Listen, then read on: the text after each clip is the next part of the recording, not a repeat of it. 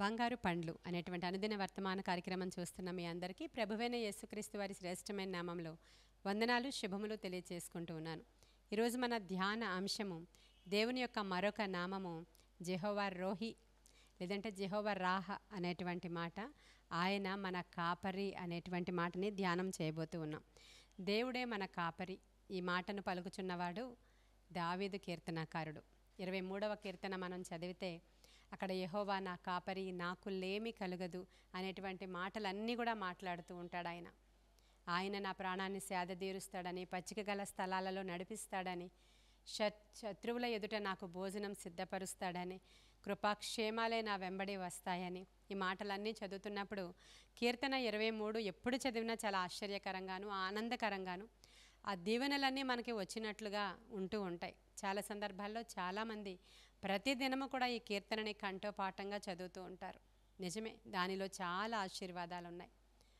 దావీదు తన యొక్క జీవిత కాలంలో తన యొక్క గొర్రెల కాపరిగా ఉన్నప్పుడు ఎలా తన మందని తను పోషించాడో, ఎలా తన మందను తను చక్కగా కాచుకున్నాడో, క్రూర మృగాల బారిన పడకుండా ఎలా ప్రొటెక్ట్ చేశాడో, ఒకవేళ ఏ క్రూర మృగమైనా వచ్చినా కూడా దానిని చీల్చి ఆ గొర్రె పిల్లను ఎలా రక్షించాడో ఇవన్నీ కూడా జ్ఞాపకం తెచ్చుకున్నప్పుడు అతడికి అనిపించింది, అతడి కష్టకాలంలో అతడి నష్టకాలంలో దేవుడు కూడా ఈ విధముగానే నన్ను కాపాడుతున్నాడు కదా, నా శత్రువు చేతిలో నుంచి ఇలాగే విడిపించాడు కదా, నేను అనేకమైన భయంకరమైన శోధనల గుండా వెళుతున్నప్పుడు నా కాపరి నన్ను సేదతీర్చాడు కదా, నన్ను ఆదరించాడు కదా, నాకు భోజనం పెట్టాడు కదా, అదుల్లాము గుహలో నేను దాక్కొని ఉన్నప్పుడు, అడవులలో పడి తిరుగుచూ ఉన్నప్పుడు సింహపు పిల్లలు లేమి గలవై ఆకలి కొన్నాయి కానీ నేను ఆకలి కొనలేదు కదా, ఇలా ఒంటరి పిచ్చుకగా నేను అడవిలో ఉన్నప్పుడు ఆయన యొక్క సన్నిధి నన్ను ఆవరించి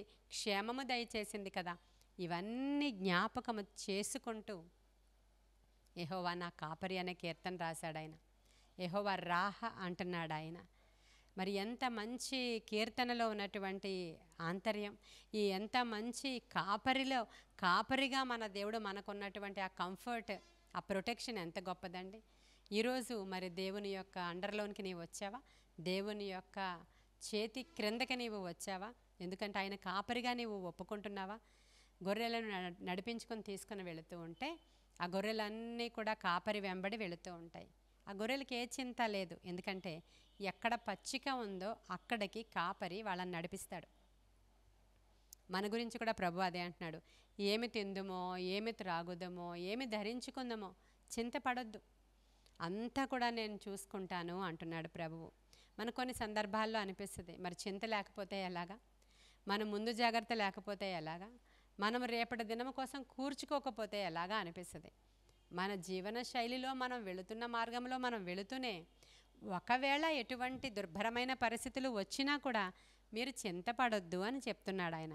కరోనా లాంటి సమస్య వచ్చినప్పుడు నిజమే మనకు అందరికీ ఉద్యోగాలు ఉన్నాయి, నిజమే మన అందరి దగ్గర కార్డు కూడా ఉంది, మనం వెళ్ళి విత్డ్రా చేసుకొని తెచ్చుకోవచ్చు, మన బ్యాంకులో బ్యాలెన్స్ కూడా ఉంది, మన ఇంట్లో బంగారం కూడా ఉంది. కానీ బయటకు వెళితే భయం అనే పరిస్థితి వచ్చిందా లేదా? భయంకరమైనటువంటి రోగము బయట ఈడ్చుకుని పోతుంది అనేకులను, మనల్ని మన బిడ్డల్ని కాపాడిందా లేదా? అంటే చనిపోయిన వాళ్ళందరినీ ఆయన కాపాడలేదని కాదు, వారి సమయం అక్కడికి అయిపోయింది అంతే. ఈరోజు మరి ఈ విధముగా మనం ఆలోచన చేస్తే మన కాపరి ఎటువంటి పరిస్థితికైనా చాలినవాడు అని చెప్పడానికి. కాబట్టి నువ్వు దేని గురించి ఏమి తిందుమో, ఏమి త్రాగుదమో, ఏమి ధరించుకుందామో అనేటువంటి భయము మీరు పడకండి, ఎందుకంటే నేను మీ కాపరిని అంటున్నాడు ఆయన. ఉదయకాల సమయమే పచ్చిక ఉన్నటువంటి స్థలము దగ్గరికి నడిపించుకొని తీసుకుని వెళతాడు. ఆ మంచుతో కూడినటువంటి ఆ చెట్ల ఆకులను త్రెంచుతాడు, అదంతా కూడా తినడానికి ఇస్తాడు మేత. ఎందుకు మంచుతో కూడినటువంటి ఆకులంటే అది చాలా నములుతున్నప్పుడు నీటితో పాటు ఉదయకాల సమయంలో దాని గొంతులో నుంచి చక్కగా స్మూత్గా దానికి కావలసిన ఆహారము దిగుట కొరకైనటువంటి ఏర్పాట్లు చేస్తాడు మంచి కాపరి. ఇదే విధముగా అరణ్యములో కూడా మన పితరులను ఆయన నడిపించాడు కదా. 78వ కీర్తన 52వ వచనంలో ఏముంటుందంటే, ఒకడు మందను నడిపించినట్లు ఆయన అరణ్యములో నడిపించును అనే మాట ఉంది. అరణ్యంలో ఎలా నడిపించారంటే తన ప్రజలని మందను నడిపిస్తున్నట్లు. ఈ గొర్రెల మందను నడిపిస్తున్నప్పుడు కాపరి ఎలాంటి కేర్ తీసుకుంటాడో, ఎలాంటి అతను షార్ప్గా ఉంటాడో. క్రూర మృగాలు, ఖడ్గ మృగాలు, పాములు, విషము, జంతువులు ఇవన్నీ రాకుండా పగలు మేఘస్తంభంగాను, రాత్రి అగ్నిస్తంభముగాను ఉండి ఎలాంటి కేర్ ఆ మంద ఎడల తీసుకున్నాడో దేవుడు.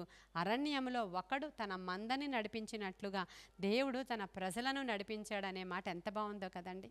అయితే శరీరానికి కావలసిన కంఫర్ట్ మాత్రమే ఇచ్చే కాపరియా మన కాపరి? మన శరీరానికి, మన యొక్క అవసరతలకి, మన ప్రతిదిన అక్కరతలకి సరిపోయిన వాడు మాత్రమేనా అంటే కాదు. కానీ పేతురు రాసిన పత్రికలో ఒక మాట ఉంటుంది చూడండి. 1 పేతురు 2వ అధ్యాయం 25వ వచనంలో, మీరు గొర్రెల వలె దారి తప్పిపోతిరి గాని ఇప్పుడు మీ ఆత్మల కాపరియు అధ్యక్షుడునైన ఆయన వైపునకు మళ్ళీ ఉన్నారు. ఆయన మన ఆత్మల కాపరి. హల్లెలూయా. మన ఆత్మకి కూడా ఆయన కాపరిగా ఉన్నాడు, మన శరీరానికి కూడా ఆయన కాపరిగా ఉన్నాడు. మనము నిత్య రాజ్యానికి వెళ్ళే పర్యంతము ఆయన యొక్క ప్రొటెక్షన్ చాలా చాలా చాలా గొప్పది. ఆ కాపరి లేకుండా మనము దేవుని యొక్క రాజ్యానికి చేరుకోలేము. ఆయనే మార్గము, ఆయనే సత్యము, ఆయనే జీవమై ఉన్నాడు గనుక ఆయన ద్వారా మాత్రమే వెళ్ళగలం. కాబట్టి మనము ఈ జీవన వ్యాపారంలో చిక్కుకొనకుండా, సులువుగా చిక్కులు పెట్టేటువంటి పాపములలోనికి వెళ్ళిపోకుండా. ఎందుకని సులువుగా చిక్కులు పెట్టే పాపము? గొర్రెలన్నీ కూడా వెళుతూ ఉంటే ఒక్క గొర్రె ఎటువైపు అయినా తొట్టిల్లిపోతే ఇంకా మిగతా గొర్రెలన్నీ అటువైపు వెళ్ళిపోతూ ఉంటాయి. దానికి తెలీదు అది వెళ్ళిపోయి లోయలో పడిపోతుందని, దానికి తెలీదు అది పాపములో కూరుకుని పోతుందని. కాబట్టి సులువుగా తప్పిపోతాయి అన్నమాట గొర్రెలు. మందకాపరి ఎంత కేర్ తీసుకుంటున్నా సులువుగా చాలా చిన్న విషయంలో తప్పిపోతాయి అన్నమాట. అందుకనే సులువుగా చిక్కులు పెట్టేటువంటి పాపము నుంచి విడిపించి ఆ మంద కాపరి మనల్ని జాగ్రత్తగా తీసుకొని వెళుతూ ఉంటాడు. మందంతటిని ఒక చోట చేర్చిన తరువాత ఏ క్రూరమృగము రాకుండా, ఏ విషసర్పాలు రాకుండా ఆ చుట్టూ కూడా ప్రొటెక్షన్ అంతా వేసుకున్న తరువాత ఈ మధ్యలో దానికి భోజనం సిద్ధపరుస్తాడు. అయితే దాని యొక్క శత్రువులైనటువంటి పులి, సింహము బయట తిరుగులాడుతూ ఉంటాయి వీటి కోసం రావాలని. కానీ కాపరి చాలా కేర్ఫుల్గా చూసుకుంటూ ఉంటాడు. ఆ శత్రువులు చూస్తూనే ఉంటాయి కానీ వీటికి శత్రువుల ఎదుట తన కాపరి భోజనాన్ని పెడుతూ ఉంటాడు. హల్లెలూయా.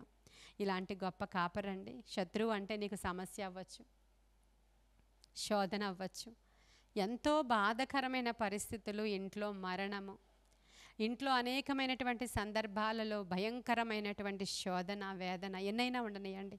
నీ ఆత్మలని ఆ కాపరి కాపాడుచు నీకు ప్రతిదినము ఆదరణ దయచేస్తూ, భోజనము దయచేస్తూ, బలమునిస్తూ, నీకు శక్తినిస్తూ, ఆయన వాక్యము చేత నిన్ను ఆదరణ, ఓదార్పు కలిగిస్తూ, రాత్రి ఏడుపు వచ్చి దుఃఖము వచ్చినా కూడా ఉదయానికే నీ నోటి నిండా నవ్వు పుట్టించడానికి కేవలం అది దేవునికి మాత్రమే సాధ్యం. ప్రియమైన దేవుని బిడ్డలారా, అనేక మంది అన్యులు, అనేక మంది దేవుని లేని ప్రజలు ఆత్మహత్యలు చేసుకుంటూ చనిపోతున్న దినాలలో ఇంత శోధనలో నువ్వు బ్రతుకున్నావంటే దేవుని యొక్క కృప కాదా? ఎందుకు బ్రతికొండడం, చస్తే బెటర్ ఇన్ని సమస్యల్లో అనుకుంటారు చాలామంది.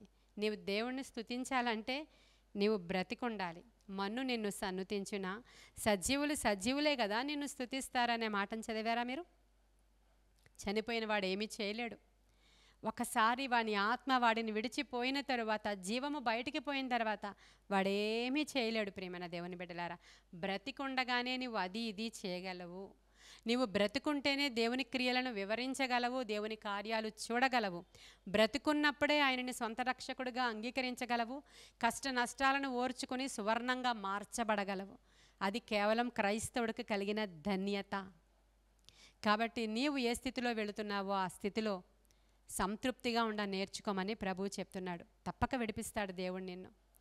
నీవు శోధింపబడిన పిమ్మట నీవు సువర్ణము వలె మార్చబడతావు. మీకేదో వింత జరిగినట్లు, ఏదో భయము ఆవరించినట్లు మీరు ఫీల్ అవ్వకండి. మీరు కొద్ది కాలము శ్రమ పడిన పిమ్మట ఆయనే తన బలిష్టమైన చేతుల క్రింద మిమ్మల్ని దీన మనస్కులుగా చేసి మిమ్మల్ని విడిపిస్తాడనే మాట ఉంది పేతురుకు రాసిన పత్రికలో. కాబట్టి ఏమేమి గతించిన కాలంలో ఏమి దేవునికి విరోధమైనవి ఉన్నాయో అవన్నీ విసర్జించండి. ప్రస్తుతమన్న కాలంలో దేవుని వాక్యాలని హృదయంలో మనన చేసుకోండి. యోనా ఎలా అయితే ఆ ఓడలో ఉన్నప్పుడు పశ్చాత్తాపంతో నా వల్లే ఈ ఓడలోనికి తుఫాను వచ్చిందని గ్రహించాడో అలా గ్రహించండి. దేవుని సన్నిధిలో వేడుకోండి. నినవే పట్టణస్థుల్లాగా బూడిద పూసుకుని పశ్చాత్తాపపడి ఆయన సన్నిధిలో వేడుకుంటే ప్రతి విధమైన శోధన నుంచి విడిపిస్తాడు ఆయన. ఆయన మంచి కాపరి అండి, మన మంచి కాపరి. మన పక్షముగా ఆయన వ్యాజ్యమాడువాడు, మన పక్షముగా కేర్ తీసుకునేవాడు, మన పక్షముగా సజీవుడిగా నిలిచి ఉన్న దేవుడు. ఆయన నీకు నాకు గొప్ప కార్యాలు చేయాలని ఆశపడుతున్నాడు. ఇట్టి కృప దేవుడు ఇవ్వాలని నేను ఆశపడుతున్నాను. దేవుడు మనల్ని పేరు పెట్టి పిలిచి ఆయనే మనల్ని ఎన్నుకున్నాడు అనే మాట కూడా యోహాను సువార్త 15వ అధ్యాయము 16వ వచనంలో ఉంటుంది. నేనే మిమ్మను ఏర్పరచుకున్నాను అనే మాట. మిమ్మల్ని నేనే పిలిచాను, మీ మందను నేనే ఏర్పాటు చేసుకున్నాను, మంద కాపరిగా నేనే ఉన్నాను అంటాడు.